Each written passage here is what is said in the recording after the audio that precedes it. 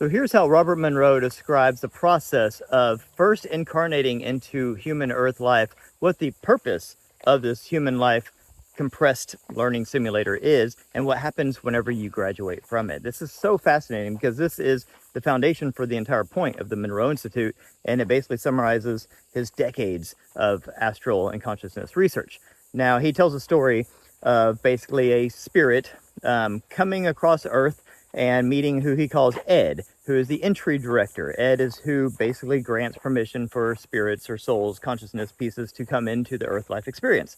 And he always cautions, right? He's not a salesperson. He's telling the spirit, whatever you want to call it, the individuated unit of consciousness, as Tom Campbell would call it. He tells that soul, are you sure you want to do this? All right, because Earth is intense, Earth is crazy. When you get in there, it's really hard to get out.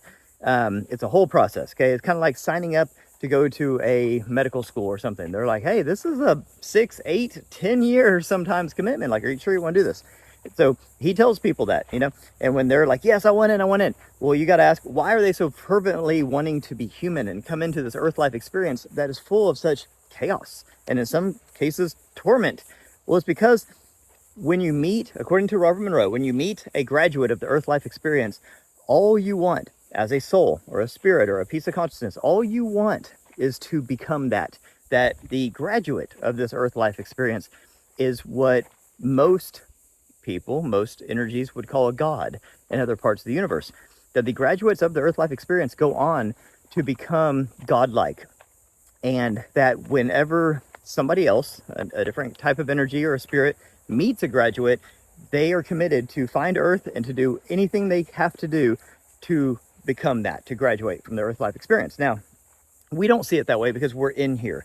But whenever you finally ascend out of here and you go on your merry way in the universe, it becomes very clear that all the things that we're doing here, all the kind of torture we put ourselves through and all this training that we're doing here on an energetic, spiritual, emotional, physical level, is training us to become more or less these super beings, right? And going out there and to be creators out in other parts of the universe or other universes, okay? So that's what we do. We come in here. Part of the process is you have to forget everything that you were before. You have to be fully immersed. You basically create these, you go in these orbits around Earth, these energetic orbits in each incarnation, and you get lower and lower and lower, kind of like a tornado. You get sucked down into the material physical realm. You forget everything. You get just completely sucked into this materialist mindset. And then you have to work your way back out, okay? You got sucked down all the way to the lowest realms, and then you have to work your way back up. That's the spiritual ascension part. That's the awakening part. Robert Monroe is convinced that basically people that find themselves at the Gateway program in the Monroe Institute are what he calls last timers. They're on their final incarnation, or at least one of the final incarnations. So usually probably the second to last one. And then once you go through this lifetime, you go into what he calls the last timer's ring around Earth. You contemplate your last final sojourn, what you're going to accomplish on Earth, and then what your final destination is going to be. Meaning when you achieve that escape velocity and you ascend and you graduate from the Earth life experience, where are you going to go? Because at this point, you're something special. You're a super being at this point. So what are you going to do? And evidently that contemplative state that you're in, that last timer's ring before you incarnate into your final sojourn, can go on for tens of years, hundreds of years, maybe thousands of years, as that soul really contemplates what they're going to do once they finally graduate. It's kind of like a job placement program for ascended masters in the universe.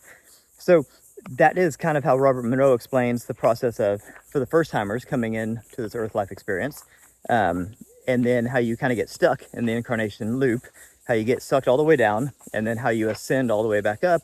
And then once you finally do graduate the Earth life experience, out there in the rest of the universe, you're seen different. You have a different radiation. You're a brighter light. You have different abilities than the other spirit, souls, and energy forms that you'll come across.